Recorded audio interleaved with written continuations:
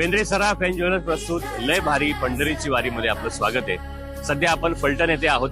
पुढच्या अगदी काही दिवसांमध्ये माऊली आणि सर्व संतांच्या पालख्या पंढरीमध्ये दाखल होत आहेत। लाखोंच्या संख्येनं वारकरी वैष्णवांचा हा महामेळा पाऊस, ऊन, वारा या सर्वांवरती मात करत विठुरायाच्या नामघोषात आता पंढरीचे प्रत्येकाला वेध लागलेले आहेत।